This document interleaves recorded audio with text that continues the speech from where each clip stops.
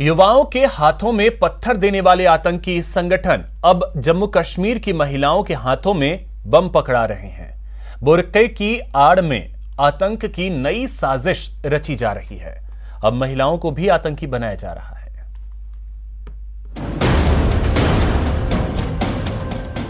देखिए इस CCTV footage को। बुरके वाली इस महिला की करतूत देखकर दंग रह जाएंगे।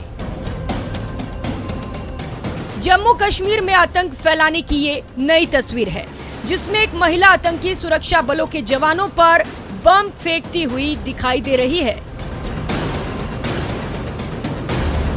दहशतगर्दी की ये तस्वीरें सोपोर की हैं, जहां बुरके में आई ये महिला आतंकी बड़े ही आराम से सीआरपीएफ के बंकर के पास पहुंचती है और वहां सुरक्षा में जुटे जवानों पर पेट्रोल बम से हमला कर देती है।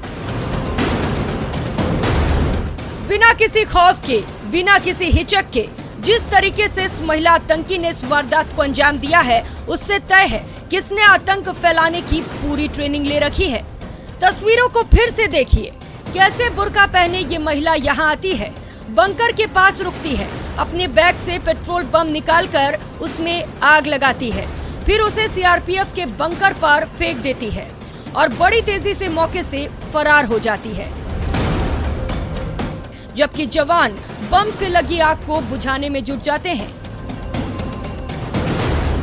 तब हमला हुआ तो पता ही नहीं चला कि हमलावर पुरुष है या महिला। हालांकि बाद में जांच के दौरान ये पुष्टि हो गई कि पेट्रोल बम फेंकने वाली महिला ही थी, जिसकी पहचान हो चुकी है। हाँ, उसमें जो बुर्का में जो लेडी है जो पेट्रोल बम थ्रो की है, उसको हम लोग आइडेंटिफाई कर लिए हैं और बहुत जल्दी उसको हम लोग अरेस्ट कर लेंगे। बताया जा रहा है कि सीआरपीएफ बंकर पर बुर्का पहने हमला करने वाली महिला लश्कर-ए-तैयबा की ओवरग्राउंड वर्कर है और ये पहले भी कुछ आतंकी मामलों में शामिल रही है। अब इस महिला आतंकी को पकड़ने के लिए सुरक्षा बल के जवान विशेष अभियान चला रहे हैं।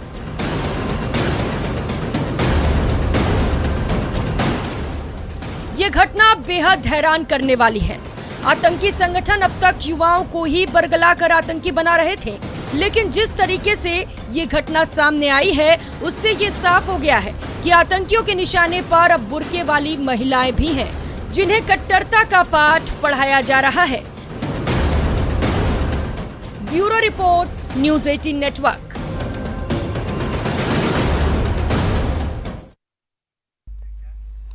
प्रधानमंत्री नरेंद्र मोदी ने आज 5वें बिम्स्टेक शिखर सम्मेलन को संबोधित किया। अपने संबोधन में पीएम ने क्षेत्रीय सुरक्षा पर जोर दिया और कहा कि बिना सुरक्षा के क्षेत्र का विकास संभव नहीं है। आज के चुनौतीपूर्ण वैश्विक परिप्रेक्ष्य में से हमारा क्षेत्र भी अछूता नहीं रहा है। हमारी अर्थव्यवस्थाएं, हमारे लोग अभी भी कोविड-19 पैंडेमिक के दुष्प्रभावों को झेल रहे हैं। पिछले कुछ सप्ताहों के यूरोप के डेवलपमेंट्स ने अंतर्राष्ट्रीय व्यवस्था के स्थायित्व पर प्रश्न चिन्ह खड़ा हो गया है। इस संदर्भ में बिम्स्टेक क्षेत्रीय सहयोग को और सक्रिय बनाना महत्वपूर्ण हो गया है। हमारी क्षेत्रीय सुरक्षा को अधिक प्राथमिकता देना भी अनिवार्य हो गया है। सुरक्षा के बिना हमारे क्षेत्र की समृद्धि या विकास सुनिश्चित करना असंभव है।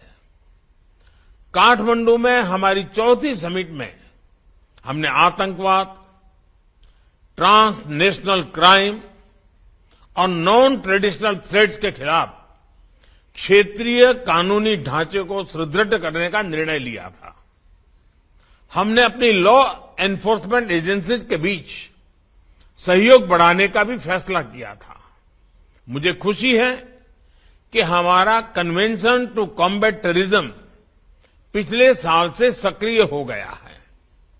आज की समिट के दौरान हमारे बीच mutual legal assistance treaty on criminal matters पर भी हस्ताक्षर हो रहे हैं। इसी तरह के अन्य इंस्ट्रूमेंट्स पर भी हमें तेजी से आगे बढ़ना चाहिए, ताकि हमारी कानूनी व्यवस्थाओं के बीच बेहतर समन्वय बन सके। किसानों को राहत देने आगे आए स्पीकर ओम बिरला। किसानों की पानी की समस्या पर स्पीकर बिरला ने चिंता जताई है। दिल्ली में लोकसभा स्पीकर ओम बिरला, जल शक्ति मंत्री गजेंद्र सिंह शेखावत के बीच बैठक हुई। बिरला के कक्ष में परवन परियोजना को लेकर बैठक हुई। परियोजना के लिए केंद्र से आर्थिक सहायता मिलेगी। प्रधानमंत्री कृषि सिंचाई योजना से 733.86 करोड़, झालावाड़, बारां, कोटा के लिए अहम है यह परवन योजना। सिंचाई के लिए 637 गांवों के किसानों को पानी मिलेगा। 1821 गांवों को पेयजल उपलब्ध हो सकेगा। उद्योगों और बिजली संयंत्रों की पानी की मांग भी पूरी होगी।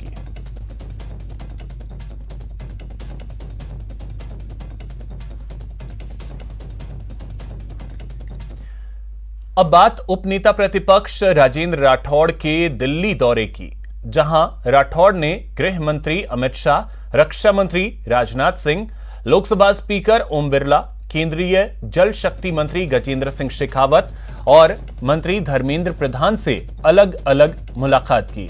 राठौड़ ने सभी से संसद भवन में मुलाकात की और प्रदेश की राजनीतिक हालात पर चर्चा की।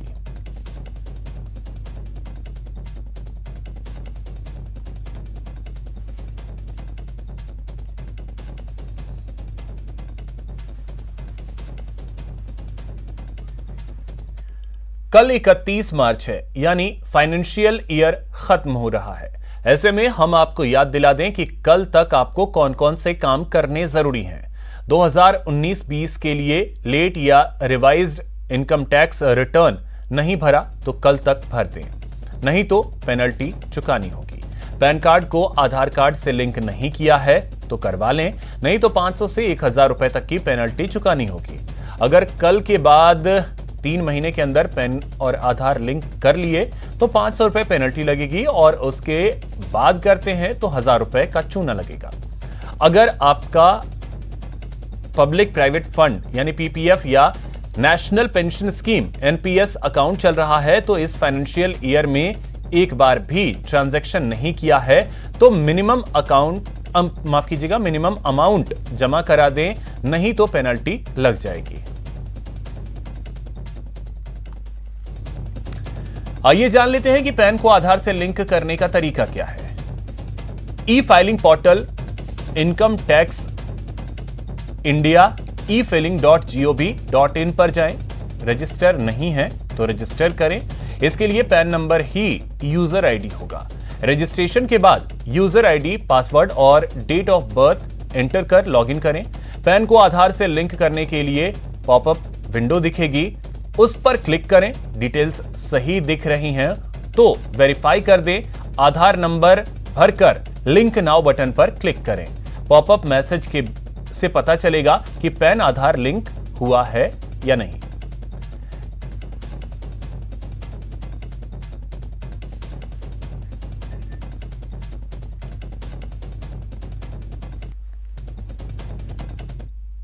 यहां रुकेंगे एक छोटे से ब्रेक के लिए।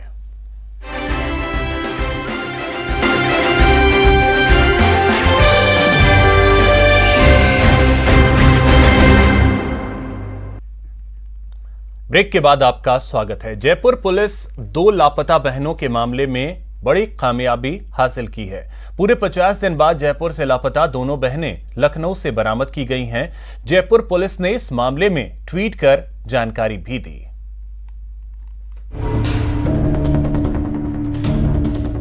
जिन्हें पुलिस पूरी मुस्तैदी के साथ खोज रही थी, जिन्हें ढूंढने के लिए पुलिस दर दर घूम रही थी, वो जयपुर की वो लापता बहनें पूरे 50 दिन बाद लखनऊ में नजर आईं। ये दोनों बहनें 3 फरवरी को गायब हो गई थीं। इसकी पुष्टि खुद जयपुर के additional police commissioner Ajay Pal Lamba ने की है। उन्होंने ट्वीट कर कहा, आप सभी के सहयोग से 50 दिनों से गायब दोनों लड़कियां जयपुर के महेश नगर इलाके से 3 फरवरी को लापता हुई थीं। लखनऊ के बाजार में लापता भावना राजपुरोहित सेल्स मार्केटिंग करते नजर आई है, जिसके बाद जयपुर पुलिस की टीम ने लखनऊ पुलिस के साथ मिलकर दोनों बहनों की तलाश और तेज कर दी। जयपुर पुलिस ने लखनऊ सीसीटीवी फुटेज में नजर आई भावना राजपुरोहित की फोटो के साथ शहर के बाजारों में पोस्टर चस्पा किए थे। वहां डोर टू डोर सर्च किया जा रहा था। आपको बता दें कि जयपुर में महेश नगर स्थित बागवान विहार कॉलोनी में रहने वाले एडवोकेट अवधेश राजपुरोहित की बेटियां रमा और भावना एक निजी स्कूल में 11वीं और 12वीं कक्षा की छात्राएं थीं। वो दोनों बेटियों को 3 फरवरी को स्कूल छोड़कर आए थे। इसके बाद दोनों बेटियां घर नहीं लौटी, तब से उनकी तलाश शुरू की गई। इसके बाद वे 4 फरवरी को लखनऊ में चारबाग रेलवे स्टेशन पर वेटिंग रूम में नजर आई थीं। दोनों लापता बहनों का सुराग नहीं लगने पर जयपुर में वकीलों ने 21 मार्च को विरोध प्रदर्शन किया था, जिसके बाद डीजीपी एमएल लाठर ने 16 सदस्यीय टीम वाली एक एसआईटी गठित की थी। तब से जयपुर पुलिस टीम लखनऊ में कैंप कर दोनों बहनों की तलाश में जुटी हुई थी।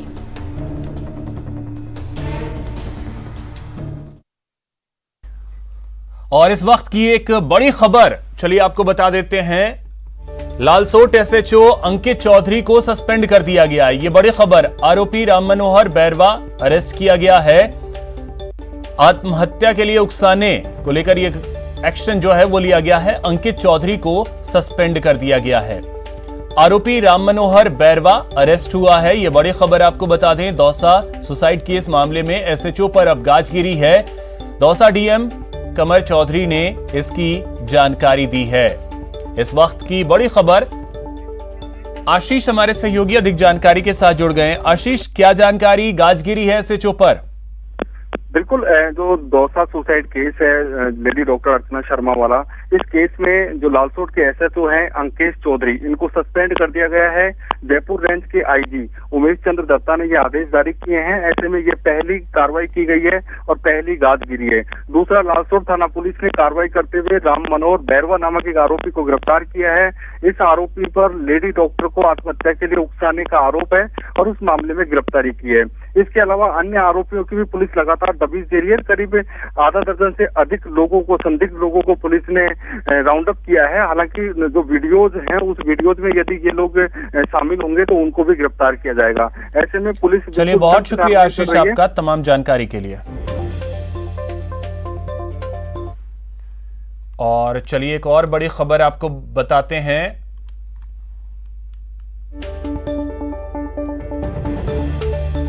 जयपुर की लापता बेटियों को लेकर बड़ा खुलासा हुआ है। इस वक्त की बड़ी खबर। क्यों छोड़ा जयपुर? सुनिए न्यूज 18 पर पहली बार लापता बेटियां कैसे मिली, सुनिए यूपी पुलिस की जुबानी। जयपुर की लापता बेटियों को लेकर बड़ा खुलासा हुआ है। अब न्यूज 18 पर आप सुनिए कि जयपुर इन बेटियों ने क्यों छोड़ा था। यूपी पुलिस की जुबानी आपको सुनाते हैं।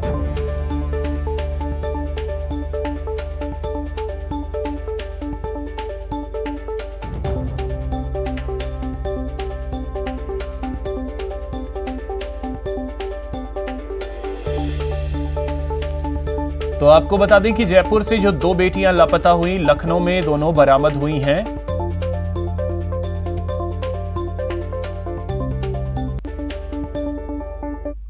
फरवरी 2022 को हम लोग को सूचना मिली थी कि 2 लड़कियां हैं जो कि सगी बहनें हैं, जयपुर से भाग के आई हुई हैं अपने घर से बिना किसी को बताए। सामान वामान भी वो लोग लेकर आई थी और उनके माँ बाप ने ये बताया कि उनको ये आशंका है कि वो लोग काफी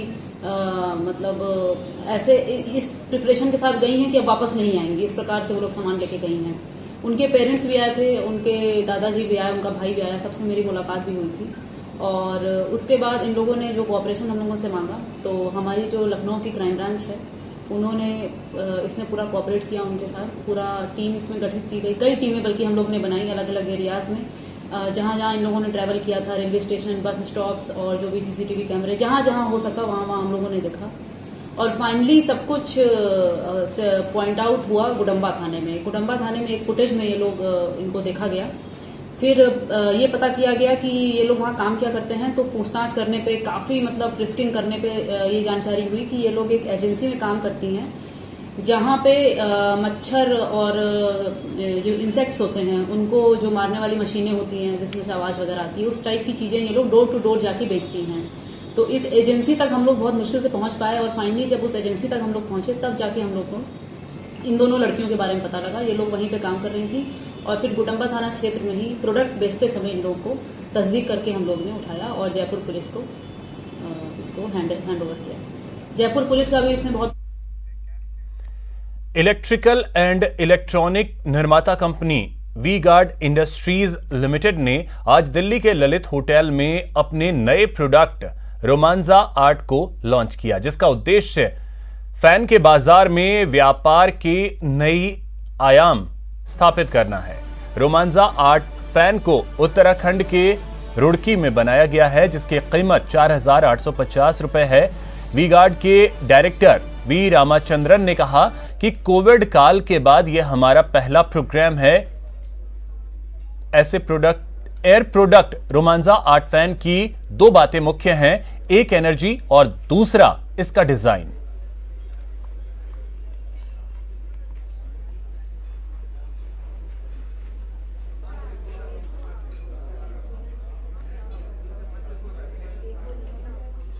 रोमांजा आर्ट लॉन्च किया गया है, क्या इसकी खासियत है? रोमांजा आर्ट जो है ये प्रीमियम डेकोरेटिव फैन है और इंडस्ट्री में इस सेगमेंट में इसमें जो है कई फीचर्स हैं जो यूनिक है and the way these features have been bought together, इसकी मतलब पैरेलल है नहीं इस सेगमेंट में। इसमें सबसे बड़ी खासियत है कि हमने नया प्रिंटिंग टेक्नोलॉजी इस्तेमाल किया है, जिससे हम अच्छी डिज़ाइन जो है पंखे में इम्प्रिंट कर सकते हैं।